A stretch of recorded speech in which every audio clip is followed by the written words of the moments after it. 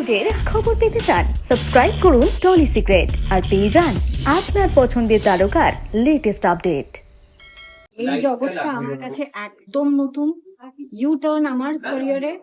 আমি আপ্রাণ চেষ্টা করব যে দায়িত্ব আমাকে দেওয়া হয়েছে সেটা ভালোভাবে পালন করার, এবং ওই কনফিডেন্স নিয়ে যে আমাকে পারতেই হবে, আমাকে প্রমাণ করতে হবে আমার সেই যোগ্যতা আছে। দিদি, তোমাকে আজকে দেখতে লাগছে এটা করেছেন, তার সাথে ওর টিমমেটস যারা রয়েছে তাদের credit। তো আমার কোনো কৃতিত্ব নেই এটাতে।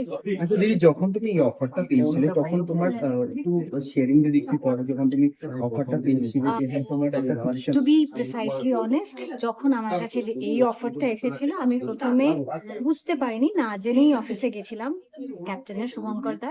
তো প্রথমে যখন আমাকে বলা হয়েছিল, শো এর নামটা বলা হয়নি যেটা নন ফিকশন, তখনই আমি বলেছিলাম স্যার আমি তো কখনো নন ফিকশন পড়িনি, আমি অভিনয়টা করতে চাই, সেটাই আমার পেশা, ভীষণ ভালোবাসি পাঠ করতে পর্দার সামনে স্টেজে। তো না করেছিলাম।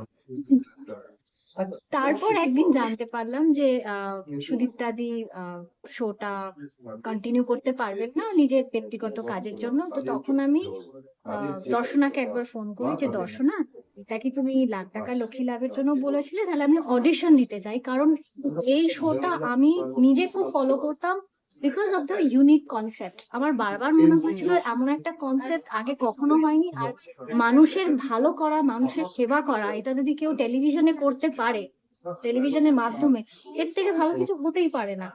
তো আমার মনে হয়েছিল আমার অডিশন দেওয়া উচিত, আমি অডিশন দিয়েছি। তারপর কতটা সাকসেসফুল হয়েছে সেটা সান বাংলা টিম বলতে পারবে, আর শুভঙ্কর দা টিম বলতে পারবে। 29 এপিসোড হয়ে গেছে, কিছু ইউনিক কিছু কোনো মানে যারা এসেছে তাদের অনেক অনেক গল্প, ইউনিক গল্প আছে। টিচার্স ডে সেলিব্রেশনও হয়েছে, কিন্তু সেটা এই মুহূর্তে আমি বলতে পারবো না তোমাদেরকে, সেটা দেখতে হবে টেলিভিশনের পর্দায় সন্ধ্যে 7টায়, সান বাংলার পর্দায় দেখতে হবে 30 তারিখ। আচ্ছা, এত চ্যালেঞ্জিং মানে সিজন 1 হিট গেছে, সিজন 2 হিট, সিজন 3টা তুমি কিরকম ভাবে দেখছো? লাইক কতটা তোমার উপরে চ্যালেঞ্জ? আমি আমার মতন করে দেখছি। আমি যা শোটা করছি এখন, সুদীপ্তাদি আমার টিচার, আমাদের আমাদের যারা আমাদের জেনারেশন, তারা প্রত্যেকেই ওনাকে দিদিমণি বলি। তার একটা কারণ আছে, কারণ উনি মানুষটা মন থেকে বিশাল বড়। ওনার যে শিক্ষাগত যোগ্যতা, তাকে নিয়ে কেউ প্রশ্নই করতে পারে না। তার বাংলা উচ্চারণ, তার বাংলা নিয়ে চর্চা, সেখানে আমি কিছুই নয়। আমার মনে হচ্ছে আমাকে সমুদ্রে এনে ফেলে দিয়েছে যেখানে নৌকা নেই, আর আমি সাঁতার কাটতে পারি না।